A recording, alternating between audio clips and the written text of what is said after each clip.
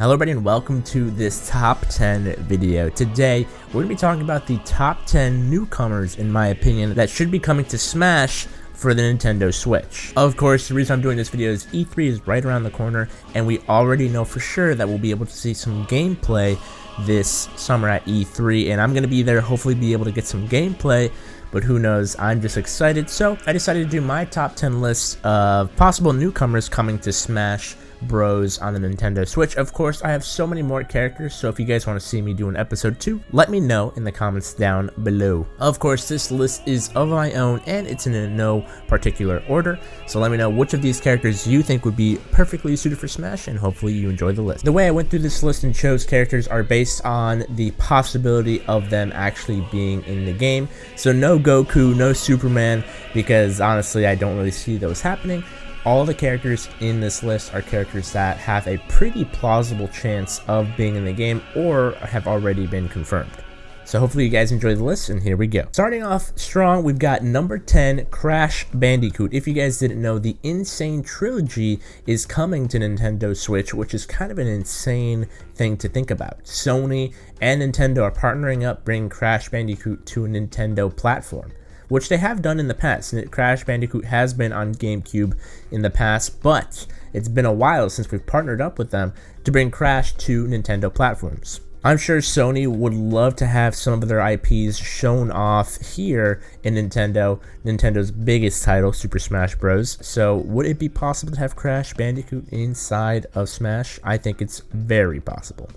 We've already seen Nintendo get characters like Cloud, Ryu, so it's very possible to have someone added like Crash Bandicoot to Super Smash Bros. Crash Bandicoot, of course, has so many different moves he could use. He's a perfect fit for Super Smash Bros. So that's why I think Crash Bandicoot is, of course, plausible to be added into Super Smash Bros. Just with the Insane Trilogy coming to the Nintendo Switch.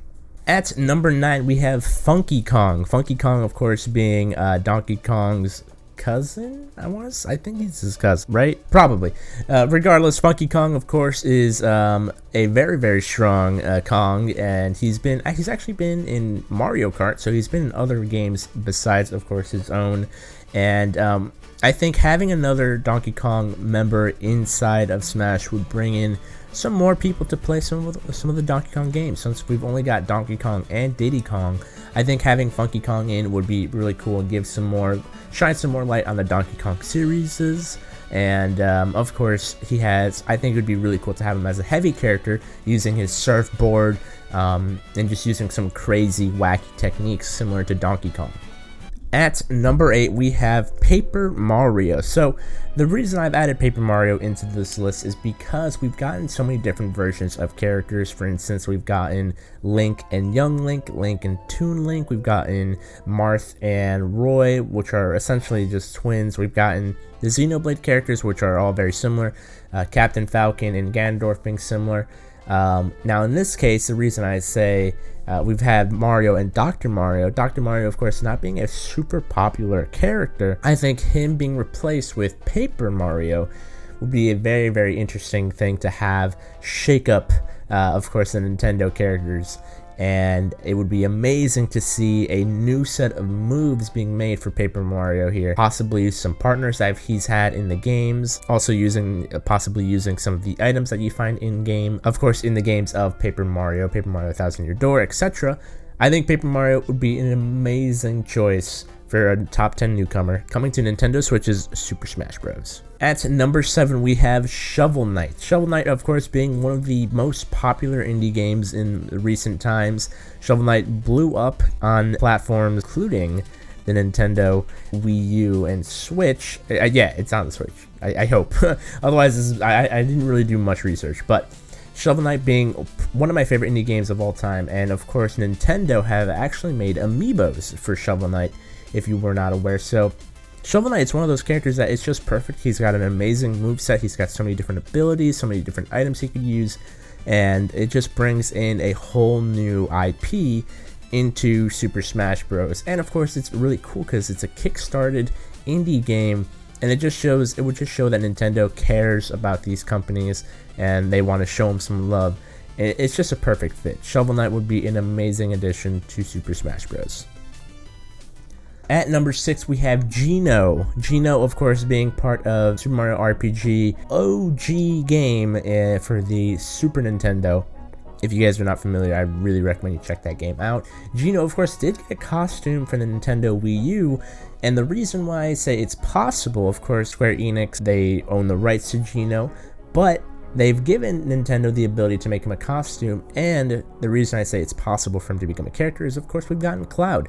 So why not give us Geno, give all the fans, the die-hard RPG fans, Geno as a playable character, and just give him, I think that would just be amazing, just because Splatoon characters, they got a costume, but now that's basically been confirmed that we're probably going to be getting Splatoon lady and boy. We're going to get them as a character, a playable character, instead of just a costume. So why not give us the ability to play as Geno? I think that'd be amazing. Up next, we have Daruk. So Daruk is actually a champion from The Legend of Zelda Breath of the Wild. He is a Goron warrior, major character, of course, if you guys were not aware. Is that a spoiler? No, I don't think that's a spoiler. I mean, he's in like all the trailers and stuff.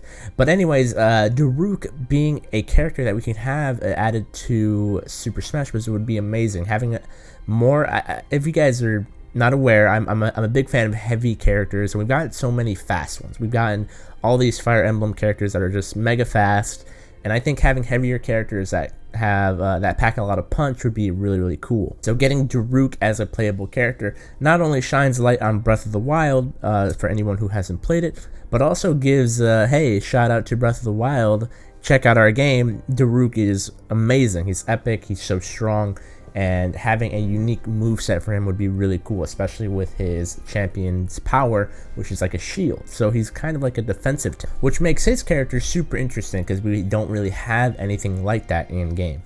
Up next, we basically got something that's, it's not confirmed, but I'm expecting it. We've got Xenoblade Chronicles 2, we've got Rex, the main character of Xenoblade Chronicles 2. Of course, we've gotten Shulk. Shulk was a very, very interesting character to add in because no one was really expecting it. But adding Rex would, of course, add more diversified. Xenoblade being one of those kind of on more of the low-key games that a lot of new Nintendo fans probably haven't even tried. So adding Rex would bring in more Xenoblade Chronicle characters to Super Smash Bros. And of course, keeping Shulk in would be awesome. So we would end up having 2 characters instead of just 1.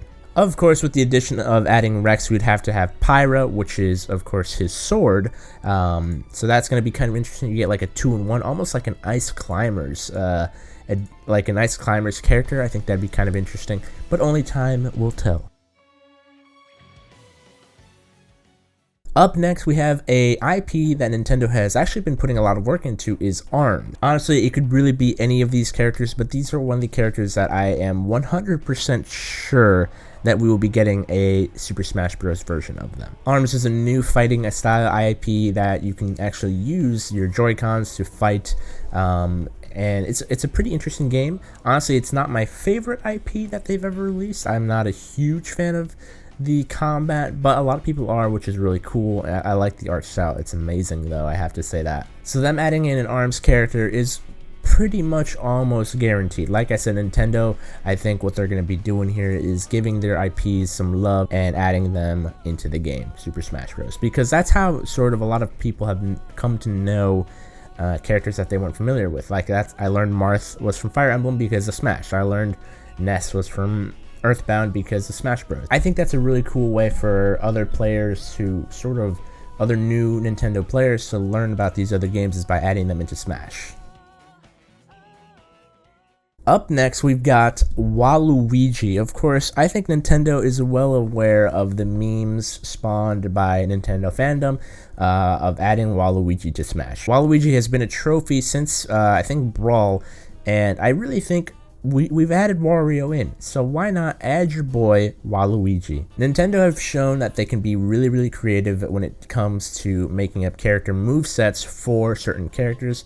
So adding in that final piece, that final character, the main character from Nintendo fandom, Waluigi, would be amazing. Having him as a wacky style, it would just make it a gameplay that much more interesting, that much more crazy. Adding him is such a perfect fit. I think we have enough Fire Emblem characters, enough Pokemon, And I think we need to add some more new characters that aren't really clones, if you guys know what I'm saying. So only time will tell, but I think Waluigi is gonna be a huge pickup for Nintendo, because that would drive Nintendo fandom crazy, especially if their trailer is like, hey, he's a trophy. Just kidding, I'm a real boy now, I'm a real fighter. And finally, for my final pick, I'm choosing Knuckles from the Sonic franchise. Of course, the reason I'm doing this is just because Sonic, being the only character from Sega to be added into the Super Smash Bros. Franchise, I think adding in Knuckles or Tails is also included in this, I think would be kind of interesting to have another person added from that. I would have said Shadow, but like I said, I'm kind of straying away from clones. I don't really want to have a bunch of clones in the game, because that really adds no point. I think it'd be really interesting to have Knuckles be another heavier fighter who has a lot of heavy attacks, but he's sort of faster. He can fly around, glide around, and of course, something really cool would be digging through the map and moving around that way. I think that would be super interesting as a fighter, and having just a custom moveset for him would make things super interesting.